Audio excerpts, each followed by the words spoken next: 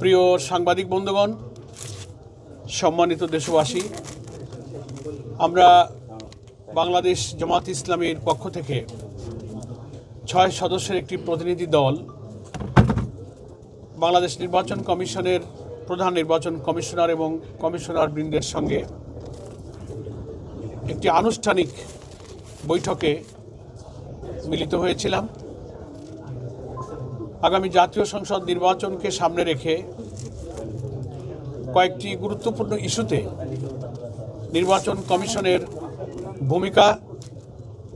কোনো বিষয়ে কিছু ইনফরমেশন গ্যাপ, কিছু অস্পষ্ট অবস্থা, এগুলো পরিষ্কার করার জন্য নির্বাচন কমিশনের সঙ্গে আমরা আজকে মিলিত হয়েছিলাম এবং সুনির্দিষ্ট কিছু বিষয়ে ওনাদের সাথে আমাদের আলাপ আলোচনা হয়েছে। তার মধ্যে একেবারেই প্রথম এবং সর্বাধিক গুরুত্বপূর্ণ, যেটা দেশবাসী 18 কোটি মানুষ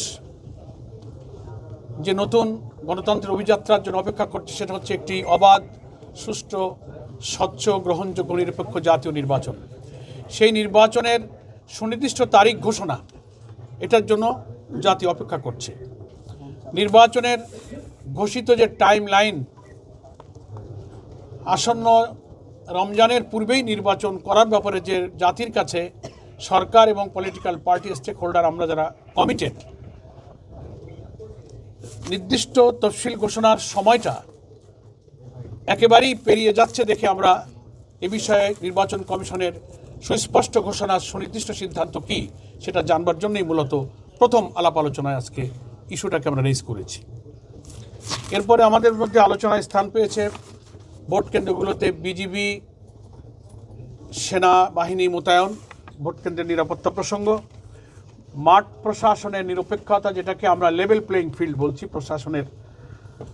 কর্মরত বড় বড় কর্মকর্তা এবং ইলেকশনের সাথে রিলেটেড অফিসারদের নিরপেক্ষতা নিয়ে যেসব প্রশ্ন উঠেছে সেটা আলোচনার বিষয় ছিল। এরপরে আমরা আলোচনায় অবৈধ অস্ত্র উদ্ধার যে অভিযান, সেটাকে আমরা খুব ইফেক্টিভ দেখছি না। এটা অভিযান নামে চলছে, কিন্তু কার্যকরভাবে এটাকে ফলপ্রসূ করা এবং 5ই আগস্টের পর থেকে সারা দেশের থানাগুলো থেকে লুটপাট হয়ে যাওয়া অস্ত্র কী পরিমাণ উদ্ধার হলো, অবৈধ অস্ত্রধারীরা যারা নির্বাচনকে ডিস্টার্ব করতে পারে, ভোটারদের মধ্যে আতঙ্ক তৈরি করতে পারে, তাদের গ্রেফতার অভিযানের ব্যাপারে আমাদের আলোচনা ইস্যু ছিল, আমরা এটা আলোচনা করেছি।